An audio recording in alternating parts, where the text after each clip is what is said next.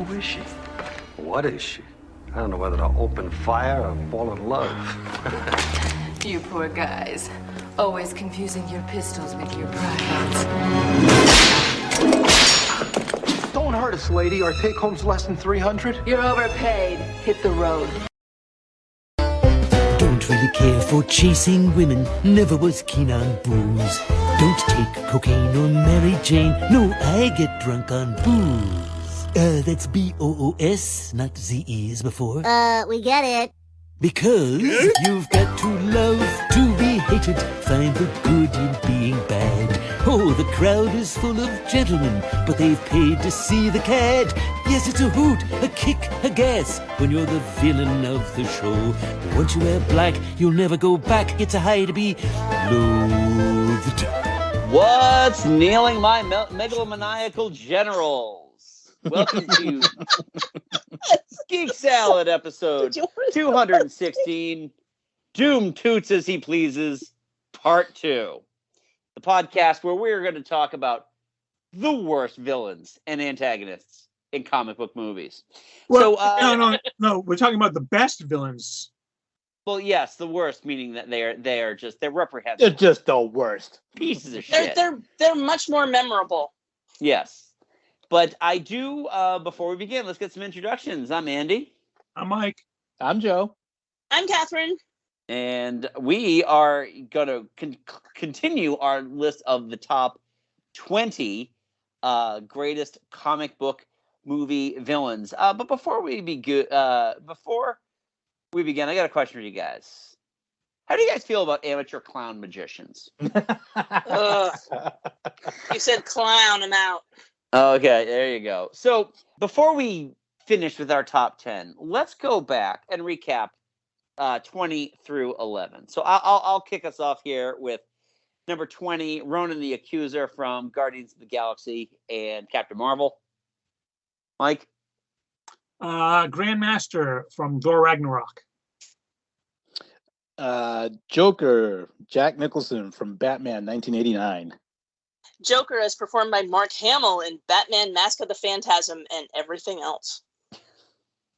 Kingpin, portrayed by Liev Schreiber in Spider-Man Into the Spider-Verse. Ultron from Avengers Age of Ultron. Danny DeVito's Penguin from Batman Returns. Wen Wu, also the real Mandarin, also Orange Death, portrayed by Tony Liu from Shang-Chi and The Legend of the Ten Rings. Hela, played by Cate Blanchett in Thor Ragnarok. And Lex Luthor, played by Gene Hackman in Superman the movie, Superman 2, and Superman 4. Oh, God. Why do you keep bringing it up? Yeah.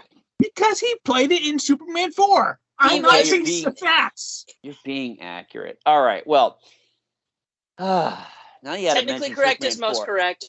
Yeah, I know. But now, you mentioned Superman 4. I got to put myself in a good place. And fortunately, number 10 puts me in a good place here. So, starting out our top 10, number 10 from the movie Batman Returns. Just a callback to our previous episode, talking about a woman in skin tight and black. Whew. Yes, Wow. Catwoman, played by Michelle Pfeiffer in Batman Returns. I just love a big, strong man who's not afraid to show it with someone half his size. Be gentle, it's my first time.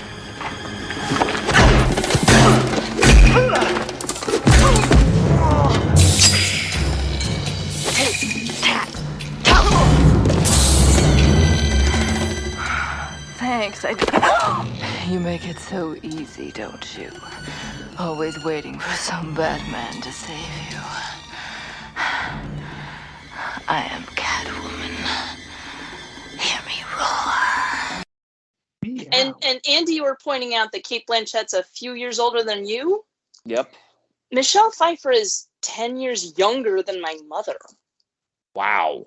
And if you thought she was hot in this, there's also, what she looks like in Midsummer Night's Dream and Stardust. Yeah, Michelle Pfeiffer is just gorgeous always. She is. And if I like ever leather, and I don't know why. I think if you rank, and this is my own personal opinion here, take all the DC live action movies, all of them. Personally, I think Catwoman may be the best overall performance out of everybody as a villain or an antagonist. Or, quite honestly, she's better than most of the actors that they bring into them, too. She's phenomenal in this movie. There are we talked a lot in the last episode about layers. But you think about the change in the Selena Kyle character from her introduction to her accident to when she kind of embraces the Catwoman persona. Mm-hmm. That is it's entertaining and it's terrifying all at once. Yeah. Especially if you have a thing for leather and whips. Or painted on latex. That's kind of the whole point. That's kind of the whole point, Mike. Yeah. She's phenomenal in this movie. Yes. She is quite honestly, she's sublime. And I love, especially the scenes where she's playing opposite Michael Keaton and she's like on the verge of a breakdown. Yeah. You know, it's like you can see the two personas conflicting, and she's like, you can almost feel her breakdown coming. Yes. And Yep, go ahead. Oh, just yeah, exactly. Just the conflict and her, like, from her, Sarah Sunshine kind of background to who she's becoming. Yeah. Well, what I love too is that even I, who I have my issues with this movie, for me, she is the absolute best thing about this movie. Yeah, she is. I love that she doesn't actually have to put on a character voice. She goes from early Selena Kyle is just her talking in a whisper. Kind of like she doesn't want to be a bother to anybody. Her voice is very quiet. And then it just goes to Michelle Pfeiffer voice. It isn't like, we mentioned in the last episode a little bit about Uma Thurman as Poison Ivy. And that character essentially is doing a Mae West. Michelle Pfeiffer isn't doing any of that. Michelle Pfeiffer is just being Michelle Pfeiffer, just being an assertive Michelle Pfeiffer. Yeah. Yeah, that makes sense. She's not going over the top. She's just using her own voice to perform as opposed to doing an impersonation or anything wacky. Yeah, she's not going wacky. She's not doing, 60s Adam West Batman character. Although Eartha Kitt. Yeah. Well, the other thing too is that there aren't a whole lot of cat puns in this movie. There's like that one scene. There's a couple of times when she does that, She Someone makes say a couple fish, of I cat haven't eaten puns. all day. Yeah. And Penguin has his own line when he meets her. Yeah. God. But it's just that breakdown she has at the end is it's fantastic because she's only doing this to get back at people, not because she's an evil character. Yeah. She has personal vendettas against specific people, not the entire universe. Yeah. So And, I love it.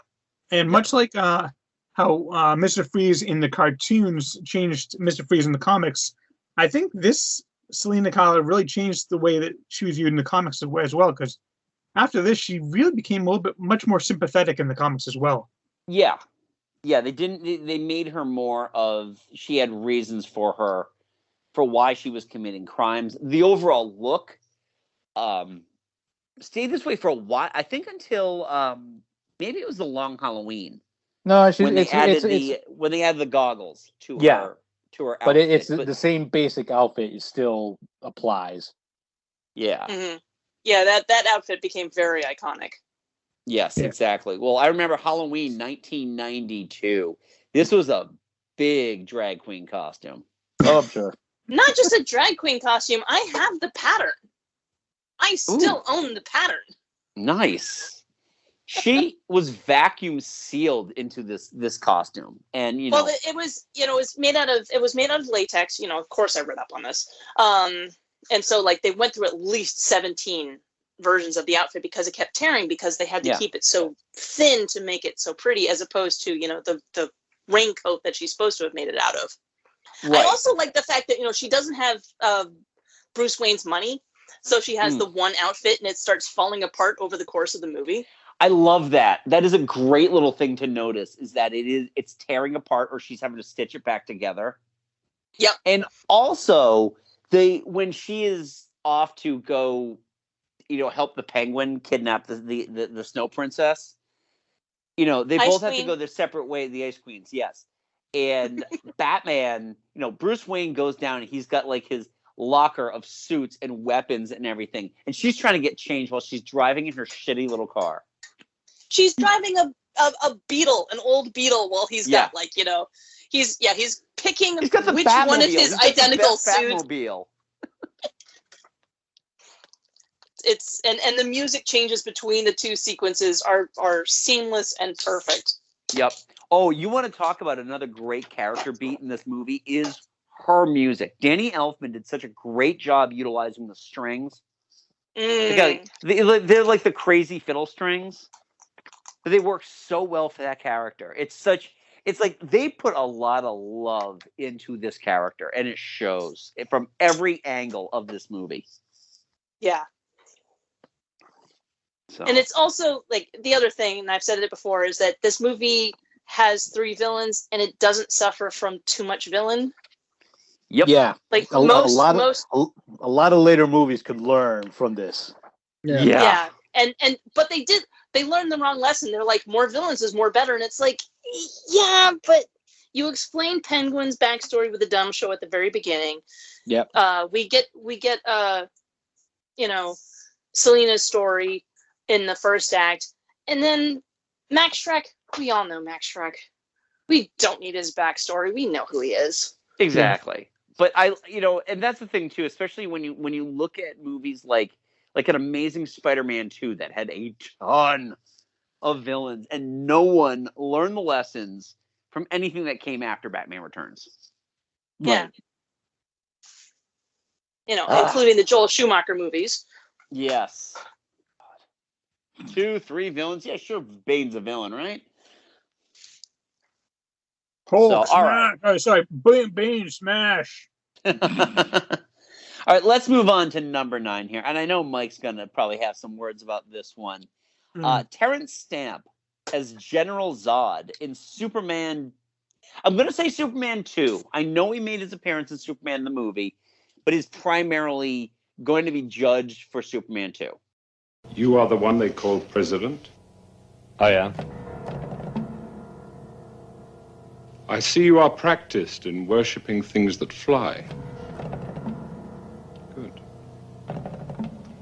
Rise before Zod.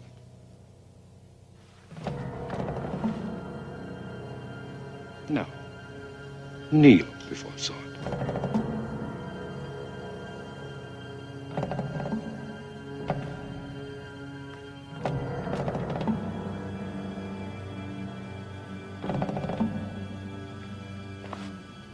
You are not the president.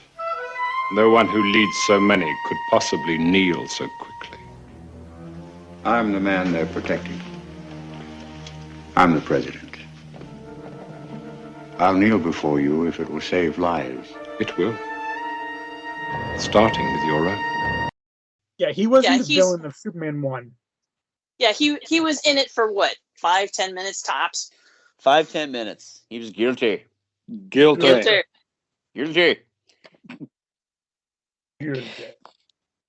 And come on, he gave us one of the most iconic lines in any DC movie, in any comic book movie. Kneel before Zod. Son of Jor-El, kneel. You got to stretch out that E there, Andy. Kneel before Zod. It's so iconic. They made fun of it in an episode of Supernatural where they had a character named Todd. And Mallrats. Yeah. And Mallrats too. Yeah, that isn't. It's so well performed and amusing and entertaining that people just constantly make fun of it, no matter what. Yeah, but it's made fun of from a place of love because it fits the character. It so fits the character. Terence Stamp's General Zod is the main reason why I prefer Superman 2 over Superman the movie. Because as opposed to like Gene Hackman's Lex Luthor, who is he's evil, but he's evil with a wink, wink, nudge, nudge, hello. General Zod, no, he's just evil. He wants to kill and he wants to conquer. Right. Yeah, well, there's no laughing at that. And the thing is, the threat that he poses is real because he has all the same powers as Superman. Yes. Plus, he's a general. He knows how to fight. Right. Plus, he has two friends that also have the same powers. Right. I remember interviews with I don't remember the actress's name, but I remember seeing her in interviews around the time that Superman 2 came out, and how she was like really trying to own the role. And I again, we just watched this within the last week, and I'm like, she's really good and she's having a great time. Yeah. And again, black and leather. Sarah Douglas. And she's like, she mentioned that she was trying to actually push up the bus prop that they were holding. She was like, I'm not just trying to hold my arms up and not look like I'm doing anything. She was trying to push and looks like she was making the effort. Yeah. And I'm not saying that. I'm saying that from the interviews I remember of her 30 years ago, 40 years ago.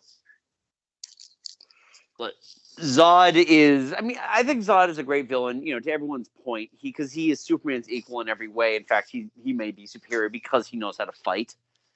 Right, and he doesn't have the inhibitions that Superman does.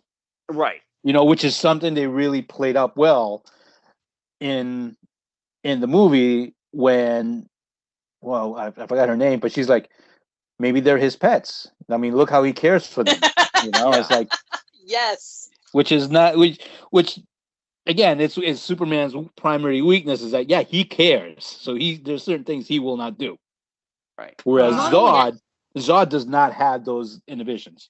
Right. Not only that though, but he was also even keeled. Like he doesn't have that maniacal just screaming to show that I'm evil. Yeah. No, it's that certainty unnerving, of purpose. well, and that unnerving calm. Mm-hmm. Yeah, it's like when you did something wrong and you're in trouble and you gotta go tell your parents about it and you tell them, but they're like wicked calm about it, but something's not right. It's like, oh, I'm gonna get punished hard. This is gonna hurt later. That's what he gets. That's what the kind of energy he gives off. Yeah. Yeah. That level-headedness, the lack of maniacal, is one of the reasons why he stands out. Right. Yeah. It's like he's strong. He knows it. He doesn't need to brag about it. Right. Yep. Yeah. He's like, this is what I'm doing. This is my plan. I'm going with it. You are all going to kneel before me. Yes. Mm-hmm. Now, kneel. I can't walk by an iZod store without thinking, kneel before iZod. All right. Well, let's move on to number 8. Adrian Toomes, aka the Vulture, played by Michael Keaton in Spider-Man: Homecoming. I gotta tell you, Pete, I really, really admire your grit. I see why Liz likes you. I do. When we first came to the house, I wasn't sure. I thought, really? But I get it now. How could you do this to her? To her? I'm not doing anything to her, Pete. I'm doing this for her. Huh. Yeah. Peter, you're young. You don't understand how the world works. Yeah, but I understand that selling weapons to criminals is wrong. How do you think your buddy Stark paid for that tower? Or any of his little toys? Those people, Pete, those people up there, the rich and the powerful, they do whatever they want. Guys like us, like you and me, they don't care about us. We build their roads and we fight all their wars and everything. They don't care about us. We have to pick up after them. We have to eat their table scraps. That's how it is. There are so many layers to this character. Tom said that could he really be? The only reason why he's a villain is because we like Tony Stark so much. But then, well, okay, so if anybody knows the comics, I mean, this is a complete departure from the a comic. complete departure Yeah. from the comics. And the great thing, and like you said, this adds layers in the sense that Adrian Toomes is the first like real. We see what the real effects of what having superheroes in the MCU does. Yes. You know, Yes. we see that it doesn't just affect the primary character. You know, it doesn't just affect Tony and Bruce and Steve.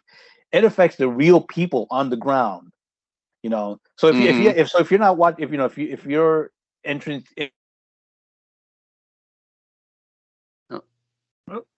I think we lost Joe. Oh dear. I think we lost. All right, someone text Joe. I'll continue the thought here that,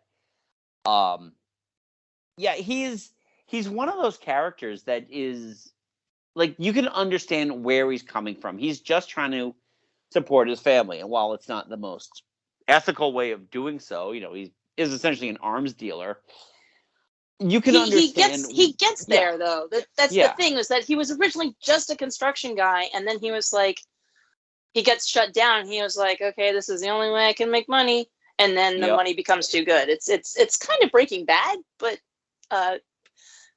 Michael Keaton just does it so well. And he wasn't just cut out; he was viciously cut out by Tony Stark. Yeah, basically. Mm-hmm. Yep. Tony Stark just completely undercut him. So he's like, well, if he's going to undercut me, I'm going to undercut him the only way I know how. Yeah. Yep.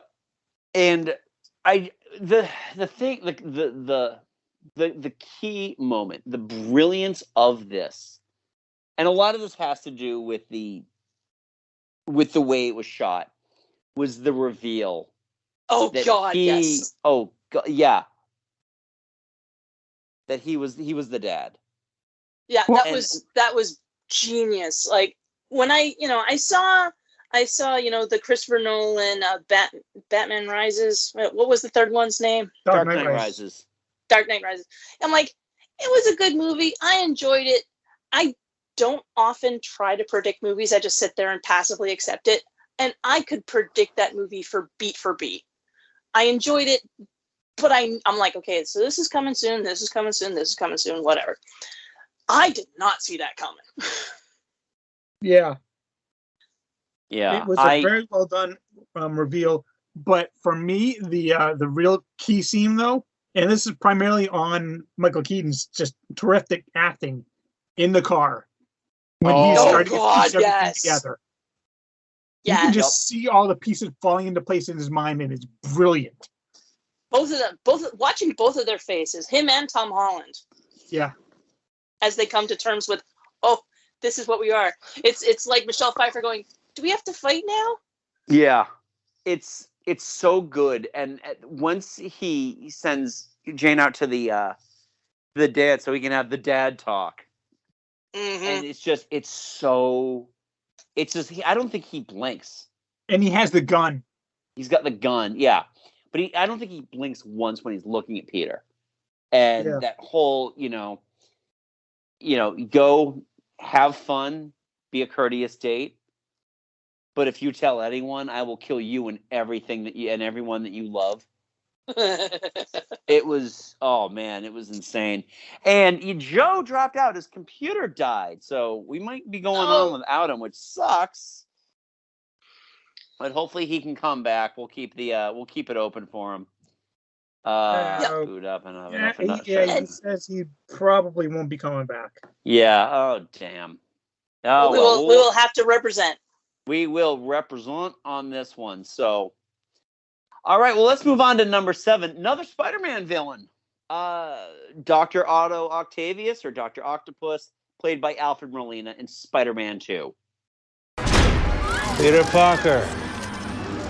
And the girlfriend. What do you want? I want you to find your friend, Spider-Man. Tell him to meet me at the West Side Tower at 3 o'clock. Well, I don't know where he is. Find him. Or I'll peel the flesh off her bones. If you lay one finger on her... You'll do what?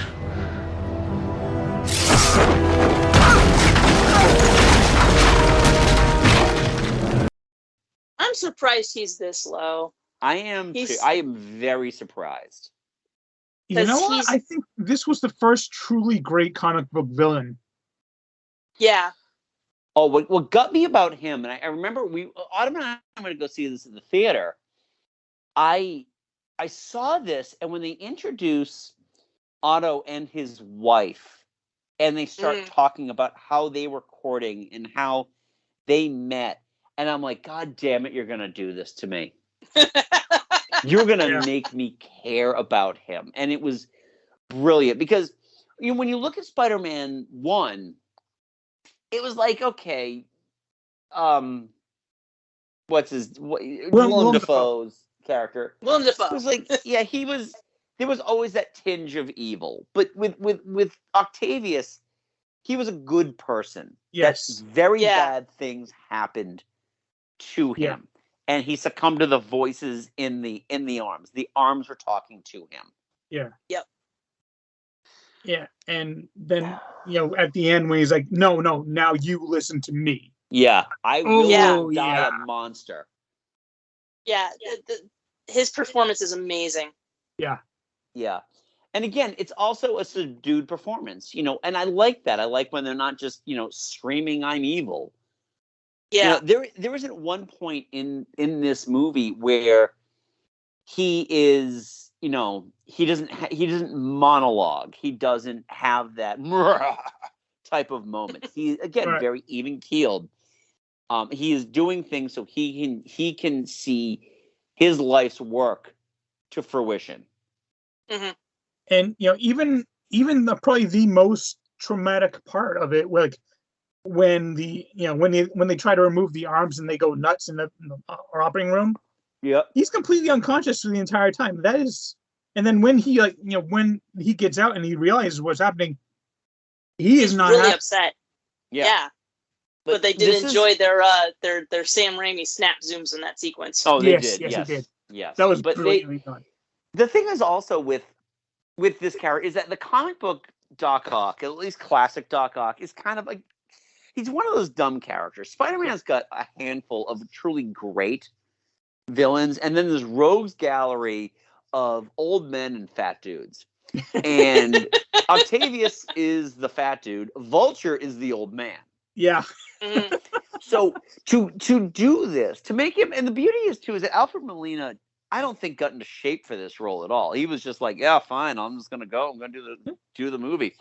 But it worked. It worked because I believe that he was just a guy who spent his entire life doing science stuff. Exactly. He's working in a lab. He's a big nerd. His wife was a big nerd, and that's. Well, she was a scrawny nerd, but yeah, she was a nerd. Yeah, but so they were just nerds. They were just they're all just nerds, and it was great. And he's the best out of all the Raimi villains for sure. Not easily. Yes. Yeah, absolutely. Yeah. Like I understand Raimi's choices in the third movie, but absolutely he's the best performance. And I also love the evolution over the afternoon of, James Franco being like, yeah, you're going to talk to my friend. And he's like, fine, I'll talk to your friend because you're funding my research. And then he ends up inviting him over for dinner and having entertaining chat with him because he's like, oh, no, I like you. I'm going to keep you, Peter. I like you. You're a good person. Yeah. Yeah. And just the spark and the energy, and they perform so well together. Yeah. What do these call Peter? It's like what? Determined but lazy? Brilliant but lazy, yes. Yeah. And that was a great callback at the end of the movie too. Yeah. And it was, it's just the whole 360 of Octavius is fantastic. And Alfred Molina can be credited for this. The special effects to make those arms work was great. I love that the arms had personality. Well, this is from the same director that gave us Evil Dead 2. True. Yeah. A farewell to arms. So. Yeah. All right. Well, let's move on then to number 6. Now, this is a weird one, and we kind of had to combine the two solely because they are both playing the same character in the same movie universe, and that is Ian McKellen and Michael Fassbender as Magneto in the X-Men series of movies.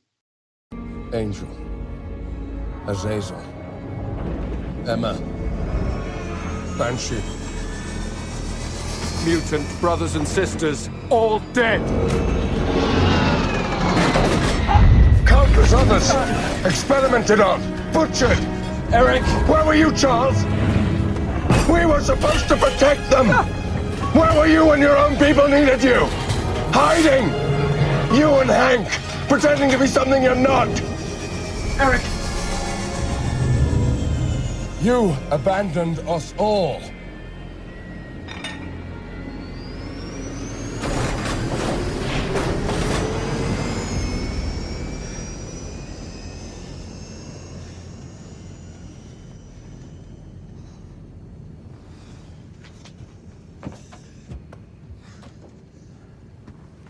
So you were always an asshole. I take it we're best buddies in the future. I spent a lot of years trying to bring you down, bub. How's that work out for you? You're like me. You're a survivor. Yeah, it's not as if there's like one Magneto and then like an alternate Magneto. It is the same Magneto. They're the same. They are the same Magnetos. Now, how the timing works for that, considering that the first X-Men movie takes place in 2000, and the final, like, Dark Phoenix takes place in the mid 90s. Yeah, I don't know how the hell they aged Fassbender that much. What happened to him that could have aged him that much? Oh yeah, being in the movie Dark Phoenix. Smoke and kill his goodbyes.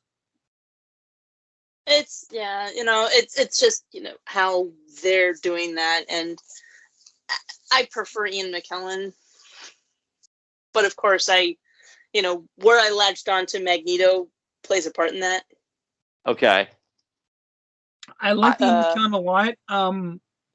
But Michael Fassbender from at least from the first two movies, that was something special too. Right. Really what's special. interesting is that it's like they each got two good movies. Yeah. They really did. Like I'm not really counting McKellen in terms of what he did in Days of Futures Past, because again that was all Fassbender. Yeah. McKellen, he's got a couple of scenes in there, but I really enjoyed the first two X-Men movies, and I love First Class is my favorite X-Men movie, and Days of Futures Past is not that far behind it. Yeah. Yeah, First Class isn't bad. I did, for what they were at the time when they were making those movies, the first X-Men movie was good, and like we've talked about comic books, and X-Men is my wheelhouse. Yep. So I'm like, okay, yep, I get it. And I knew going into the first Bryan Singer X-Men movie that I'm like, okay, they're giving a little bit of a different backstory on Rogue, but it's going to be okay. And I was like, yeah, I'm okay with this. And I will also say that the pretty much the one scene in X-Men Apocalypse they actually enjoy is just Michael Fassbender in the woods with a bunch of really stupid guards who don't know how enough to stop. Yeah. And just the way he takes them all out is just brutal as it is sad. Yeah. I love my favorite Fassbender scene is the one in First Class. When he goes to that I think it's in Argentina. He goes to that pub Oh yeah. in Argentina, and he finds those guards from the concentration camp, and he's toying with them before he executes them. Yeah. Yeah. And that's great. That's definitely the Swiss the best. bank scene was fantastic. The which one? When he went to the Swiss bank. Oh yeah. To find out who was funding, who was bankrolling. What's his name? Shaw. And he pulls the he pulls the guy by the fillings in his teeth. But yeah, I love that. I also love too how world weary Mckellen is. Mckellen's Magneto has seen some shit. Yeah. Yeah. So, two sides of the same coin. I love both of them. Yeah, absolutely. All right, let's move on to number 5 here. Halfway through this portion of the list here. Number 5 is Helmut Zemo, played by Daniel Bruhl in Captain America: Civil War. When the dust cleared and the screaming stopped, it took me 2 days until I found their bodies. My father, still holding my wife and son in his arms. And the Avengers, they went home. I knew I couldn't kill them. More powerful men than me have tried. But if I could get them to kill each other, I'm sorry about your father. He seemed a good man. With a dutiful son. Now we're counting the Civil War version, not the Falcon and Winter Soldier version, but still. That dance series, come on. Yeah, I was thinking, I'm like, the reason we're excluding the show is because of the dance scene, isn't it? But yeah, otherwise a lot higher. He was so good because he was such a big change from most comic book villains. Yeah. Comic book movie villains that we've seen. And then he was just like, I'm just gonna like sit back and pitch them against each other. Yep. I have my reasons. He has reasons that we can all understand, and it's slowly revealed. And it's one of those things where, like, when you watch the movie over again, you can still enjoy it. Which is one of the things that people are much better about writing these days. Is like making the movie something that you can unpeel in layers like an onion. Yeah. What I like about this character is that, first of all, when Civil War first came out, a lot of people didn't care for this character because he isn't a superpowered character, and they didn't get the nuance that just this guy, this dude, could take down the Avengers. And it took years of people just kind of coming. Like, I saw it immediately. I know Joe did too. Joe and I were like all over this. I'm pretty sure you guys were too. Oh yeah, I was. But a lot of the discourse was that he was kind of an ineffective villain. He, again, because he lacks superpowers, he lacks like world conquering motives. He is just out for revenge because his family was killed by who he blames to kill them, the Avengers. And the thing is, like, this is the 12th or 13th movie in MCU. Yep. And he is so far to date. Not to date, but in the MCU, he was the very first villain to actually do exactly what he set out to do. Yep. And also, like, the people that say that just didn't understand the point of the Civil War series. Like, I actually read the Civil War comics. Yeah. Mm-hmm.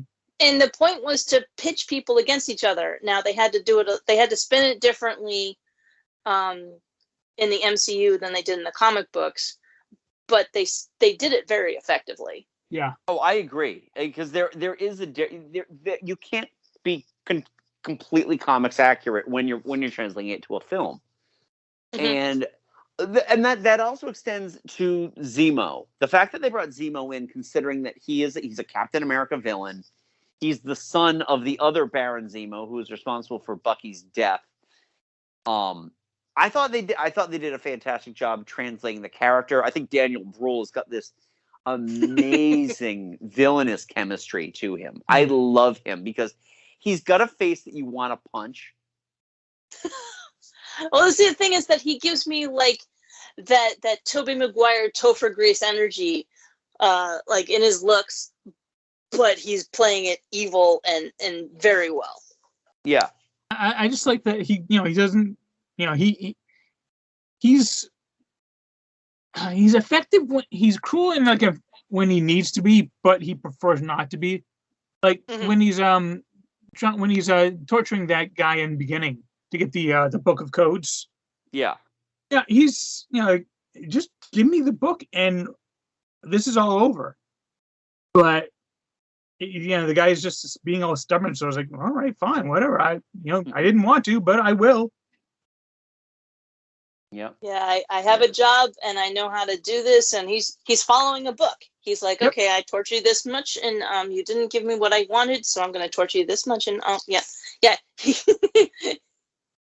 As a technical writer, I have to appreciate he likes to read the book and follow the rules. Yep. Yeah. Because he tortures along the rules. He controls the Winter Soldier along the rules in the book.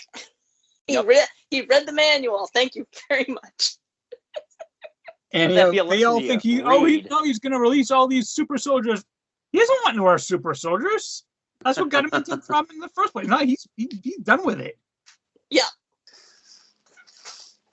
So yeah, I love this character. I think he definitely. I think he made all of our lists. Yeah.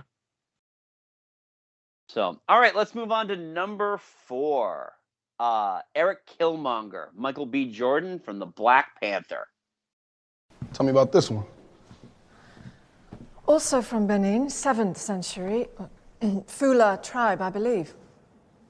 Nah. I beg your pardon. It was taken by British soldiers in Benin, but it's from Wakanda, and it's made out of vibranium. Don't trip. I'm gonna take it off your hands for you. These items aren't for sale. How do you think your ancestors got these? You think they paid a fair price? Or did they take it like they took everything else?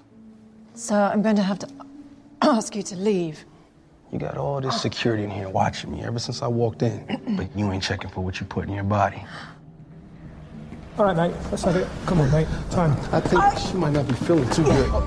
Hey, somebody get some help. Come here. Call the doctor, please. Hey, please, somebody, come help. Emergency right away in the West African exhibit, please, right away. Oh, so good.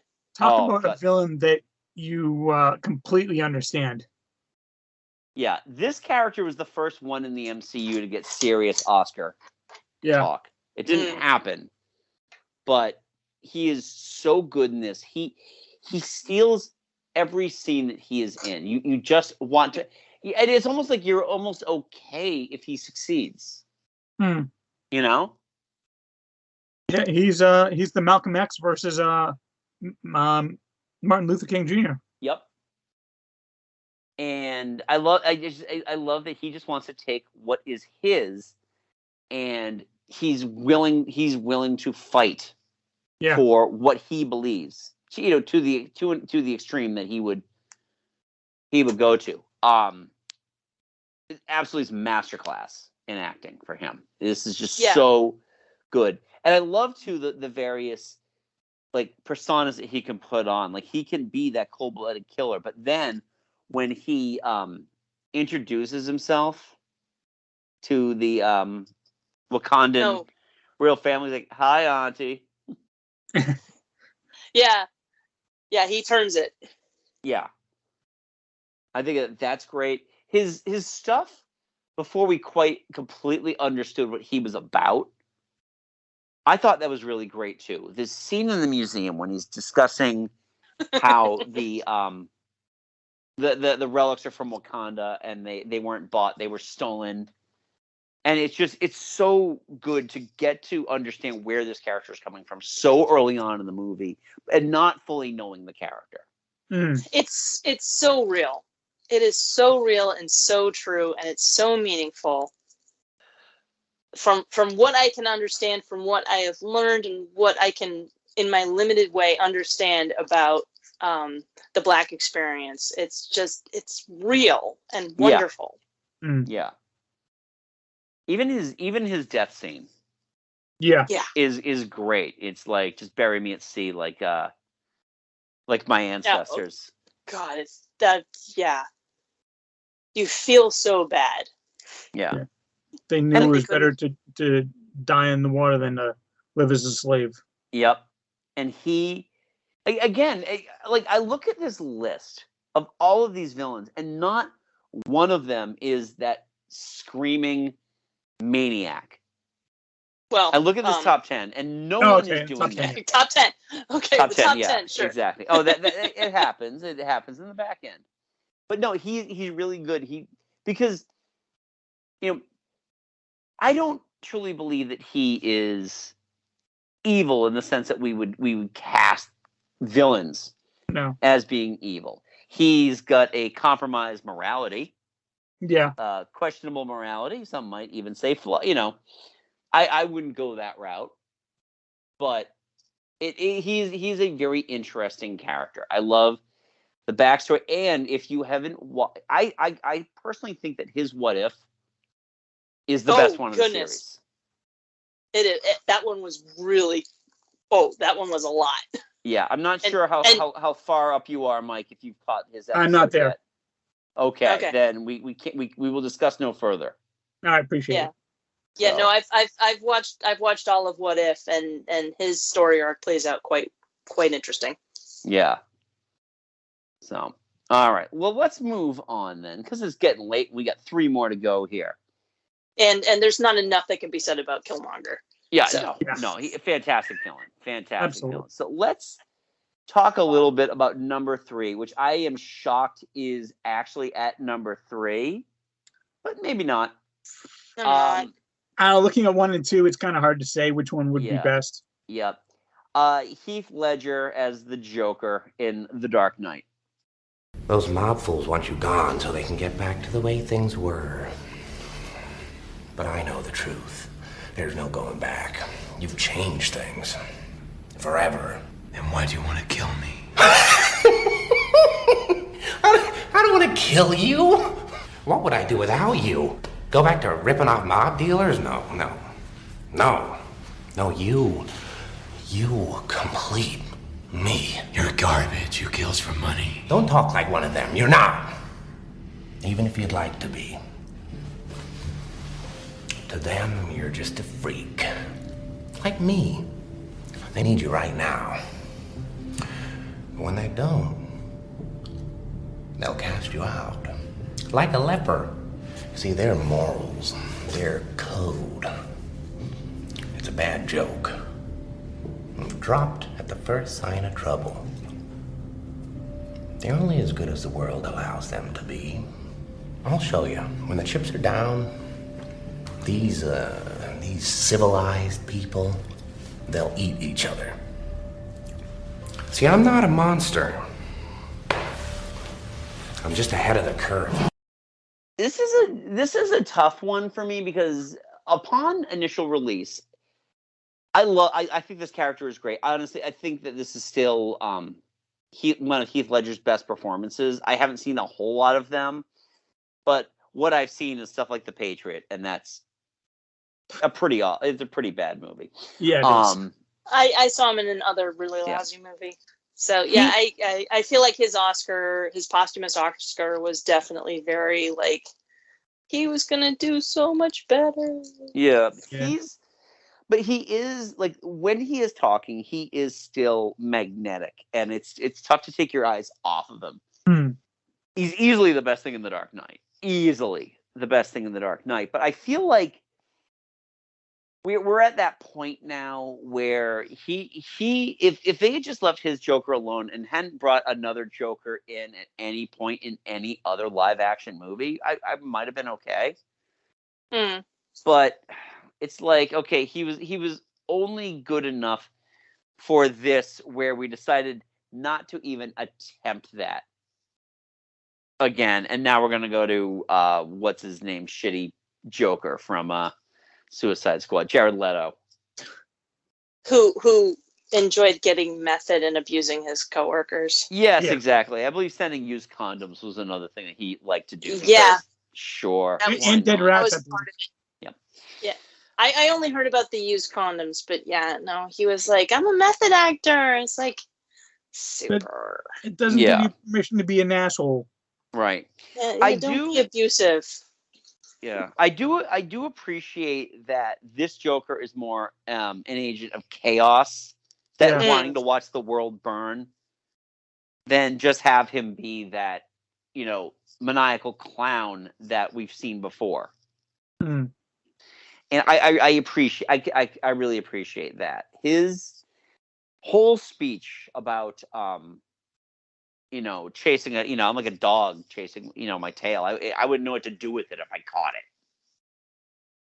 It's like he doesn't understand where he's coming from. I that's the thing about him though, is that he says that that whole speech to Harvey Dent in the hospital. Yeah. But then like you come back, you sit back and you'll think about everything he's done. He's like, how much of that is actually true, and how much is it he's just lying at his ass because that's what he does. Right. Oh, though, that's the thing I appreciate about this character is that he isn't. You don't know when he's telling the truth, and you don't know when he's lying, because the story about how he got the scars changes all the time. Oh yeah, 3 different versions of the same story. Exactly. Yeah. Every time he tells the story, it's different. And I appreciate that. And if that was the route that they wanted to take with it, it works. It definitely works within the context of the Nolan verse. Yeah. Right. So yeah, I mean, I think he's a great character. I thought the Oscar was well earned, especially in that year. But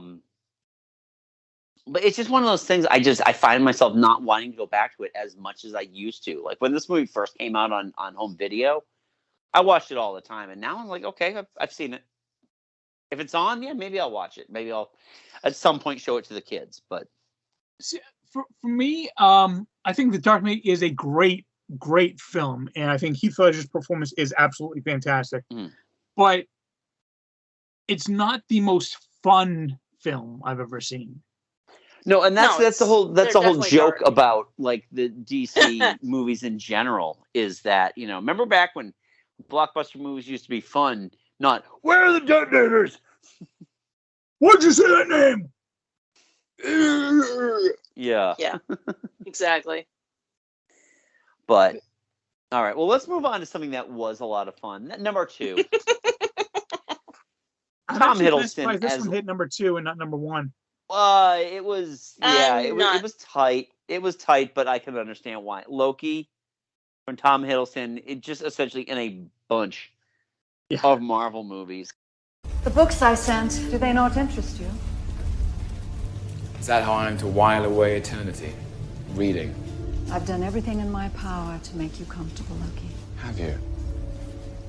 Does Odin share your concern? Does Thor? It must be so inconvenient, them asking after me day and night.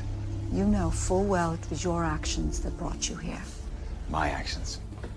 I was merely giving truth to the lie that I've been fed my entire life, that I was born to be a king. A king? A true king admits his faults. What of the lives you took on Earth? A mere handful compared to the number that Odin has taken himself. Your father... He's not my father! Then am I not your mother?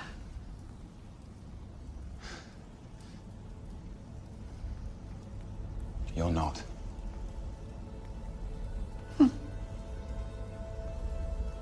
Always so perceptive about everyone but yourself. Because even when he's trying to work with your protagonists, he's still kind of working against them. The beauty of Loki is you never know where he stands. Because the only place that he stands is for himself. Yeah, well, I mean, they even say that in Thor Ragnarok. Like Thor says, well, he basically says, yeah, you're the god of mischief, and I know I can always count on that about you. Yep. Thor, the first Thor movie, which I don't think gets enough credit as actually being a really fun, good movie, especially now because there have been so many great MCU movies that have come after it. Yeah. But you got to remember that this is what... It was early. This movie is what introduced the world to Tom Hiddleston. And how good he is in this character. And the fact that he's completely embraced it and embraced the fan base is just says a lot about the actor himself. Yes, exactly. Yeah. The fact that he showed up for a TV show to continually play this character, now as the protagonist. Not just a TV show. The fact that he showed up at Comic-Con in full Loki dress and said to the entire crowd, "Say my name." Yep. It's just Go ahead. He's not just only embraced like the Marvel character, but it's very much embraces some of the actual Norse storylines. Yeah.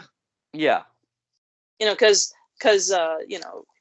and that's one of the things that the Loki character does very well in the MCU is actually honor the Norse stories about Loki. Yeah.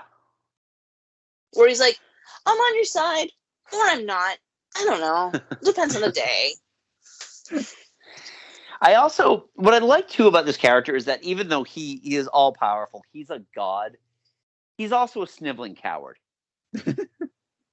He can act tough when he's got an Infinity Stone, but he's also a coward. And just how much he backs off of fighting if he doesn't have to fight. Yeah, because he's not a fighter. That's not where his strength lies. He knows where his strength lies. And he's like, yeah, not a frontline guy. Thank you very much. Yeah, puny god. Lies in deception.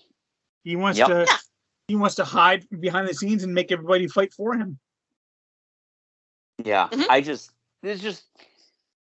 love him. I think he's done such a great job, and give him that full circle story.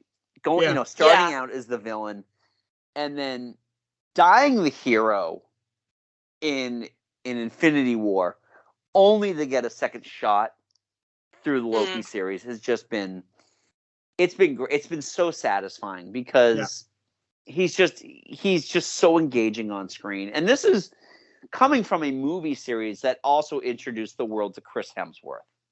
Say what you will about the first Star Trek movie, Thor really introduced us to how amazing Chris Hemsworth is. Okay, Hey, so George yeah, Kirk. you and also Cabin in the Woods. Yeah, but that was after Thor. That came out after the event. A long time before. No, he was doing Cabin in the Woods when and while he was filming Cabin in the Woods, he was cast in Thor and Red Dawn. Ah. And the less said about Red Dawn, the better. Yes, exactly. But Cabin in the Woods, because of like all kinds of issues, was delayed past the point where Thor came out. Yeah. But where Loki went, and Tom Hiddleston, because of his performance in the movies, is why the show did so well on Disney Plus, and that is why when we went to a costume party this past summer, we were like, my husband and I wore TVA badges, and we dressed up my crocodile with a little Thor helmet that I made for him. Aww. Oh, that's awesome. That is awesome. It's a lasting legacy of Loki. That was a lot of L's. That was a lot of alliteration. I apologize. All right, we got one more to do, but before we do that, let's take a look at some of the stuff that just barely made that barely missed the list here. And those are movies that include stuff like Hugo Weaving's The Red Skull in Captain America: The First Avenger. Yeah, he was so good. Ego, the Living Planet, played by Kurt Russell in Guardians of the Galaxy Volume 2. Yeah. I'm amazed that this one missed the list. Mysterio, Jake Gyllenhaal in Spider-Man Far From Home. Again, taking that stupid Spider-Man villain and making him amazing. And not betraying who he was originally as the Spider-Man character. Like, we've updated it, we've adapted it, but we haven't completely thrown it under the bus. Yeah.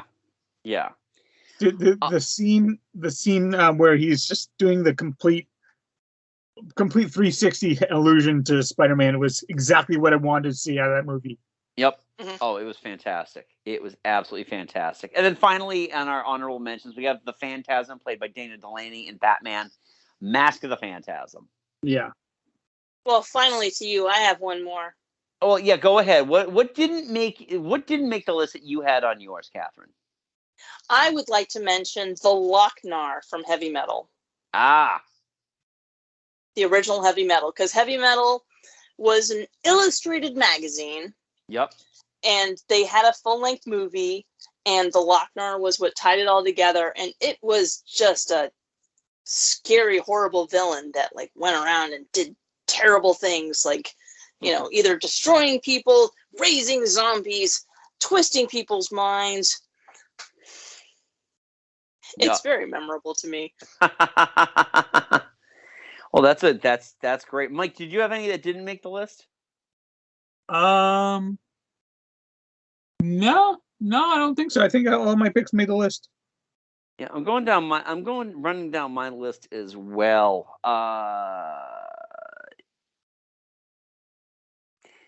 Yeah, I had Mysterio on there. Claw, Andy Serkis from Black Panther. I like Andy Serkis. Yeah, he's so much fun in that because he's an obnoxious prick, really. Yeah. That's all he is. He's just an obnoxious prick with a really cool weapon. There was no way they're going to be able to emulate the character from the comic book, make him made of pure sound. And he's just a lot of fun. Yeah. So let's take a look real quick at our number one here. Before we do that, though, let's recap 10 through 2, starting with number 10, Catwoman from Batman Returns. Number 9, General Kneel Before Zod, played by Terence Stamp in Superman 2. The Vulture, performed by Michael Keaton, also known as Adrian Toomes from Spider-Man Homecoming. Dr. Octopus, played by Alfred Molina in Spider-Man 2. Magneto, played by Ian McKellen and Michael Fassbender in the X-Men series. Daniel Bruhl as Helmut Zemo. He's out of line, but he's not wrong, from Captain America Civil War. And Michael Jordan, no, not that Michael Jordan, but Michael B. Jordan as Eric Killmonger in Black Panther, and the only good laugh in the new Space Jam. Heath Ledger's Joker from The Dark Knight. You want to see a magic trick? No. And then, of course, Tom Hiddleston as Loki in the MCU.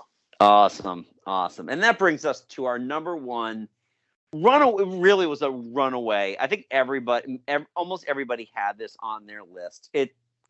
Josh Brolin as Thanos in the MCU series. Titan was like most planets. Too many mouths, not enough to go around. And when we faced extinction, I offered a solution. Genocide. But random, dispassionate, fair to rich and poor alike. They called me a madman. And what I predicted came to pass. Congratulations, you're a prophet. I'm a survivor. Who wants to murder trillions. With all 6 stones, I could simply snap my fingers. They would all cease to exist. I call that mercy. And then what? I finally rest and watch the sunrise on a grateful universe. Yeah. Yeah. How could it not be? I mean, to keep a villain, sometimes in the background, sometimes as a secondary character, and then as a primary character throughout 20 some odd movies. Mm-hmm. That he is, even if you don't see him, you know he's pulling the strings in some way, shape, or form, and that the MacGuffins in the movie are all going to result in what happens in Infinity War. That is the prolonged storytelling of Thanos' arc is some of the most incredible storytelling that movies have to offer. And not only that, but like Avengers Infinity War, he is the main character. I mean, there's no way around it. The villain is the primary character of the movie, and they give him some moments that are just genuinely heartbreaking. I mean, for me, this one I managed to see in IMAX, and the scene where he and Gamora are up on the cliff, and he's just looking at her, and you can see a tear running out of his face because he knows what he has to do, and he knows he's going to do it. Mm-hmm. It is heartbreaking. Yeah, he absolutely drives the storyline. He is the lead. Yeah. And the beauty of the character too is that he firmly believes that what he's doing is the right thing. Yeah.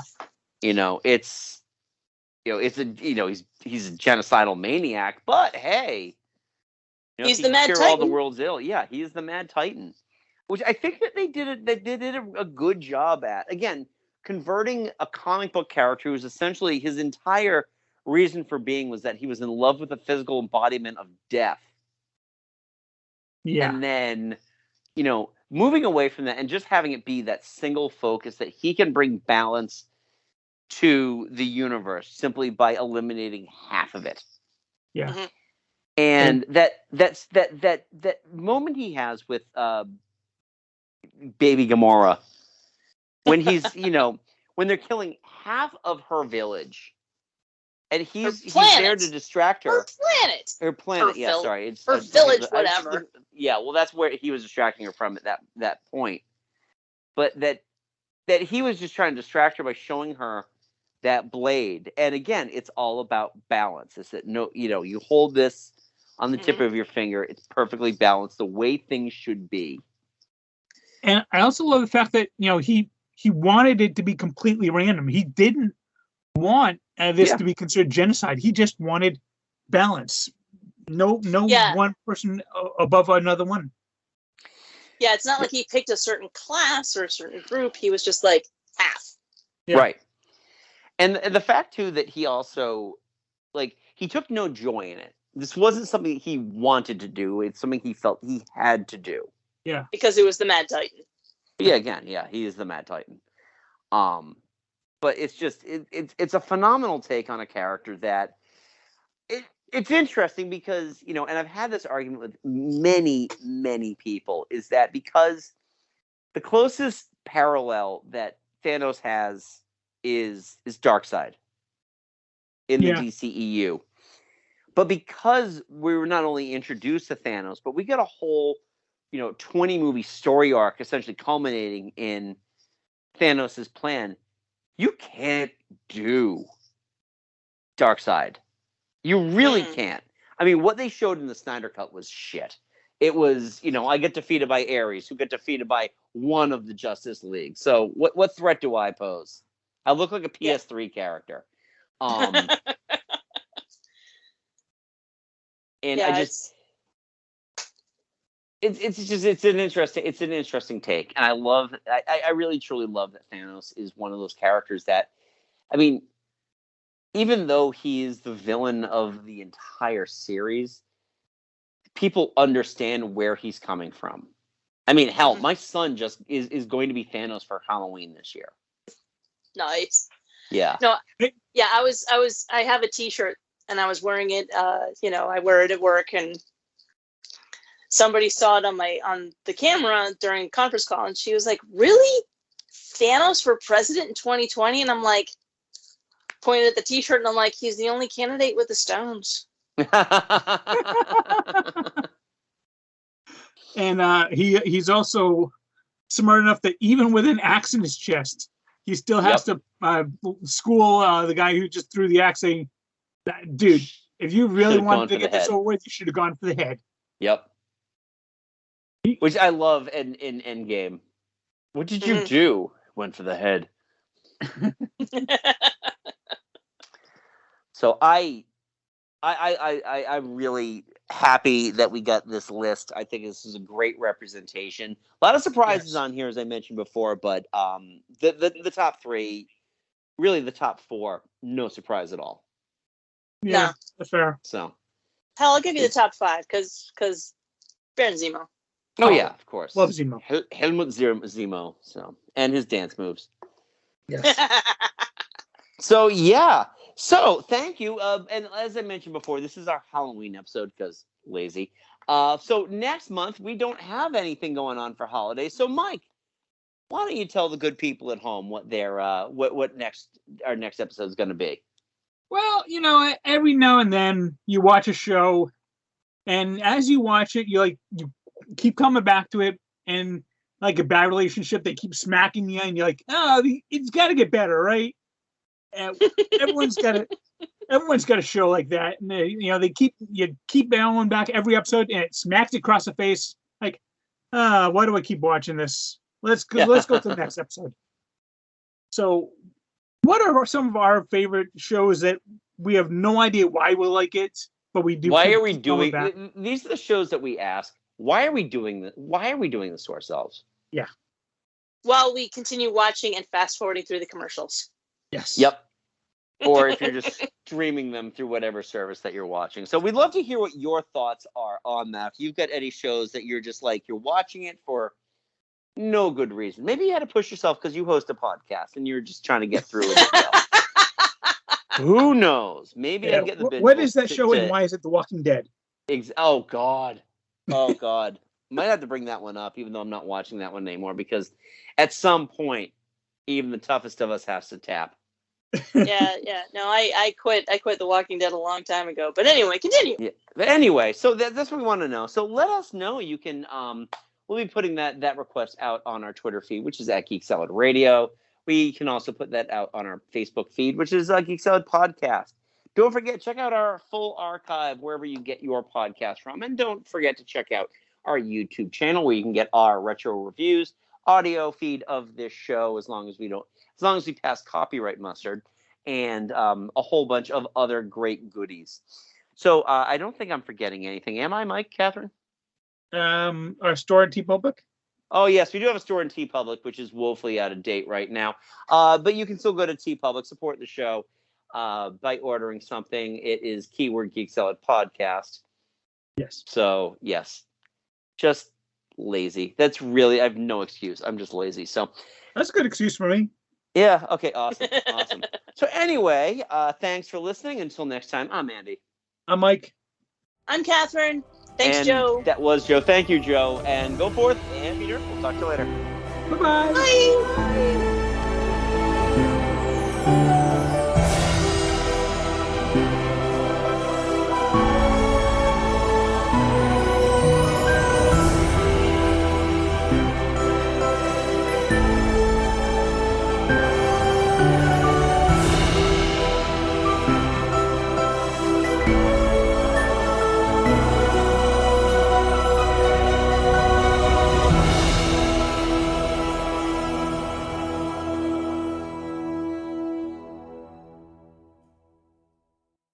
Hello, Bruce. So, last time I saw you, you were trying to kill everybody. Where are you at these days? It varies from moment to moment.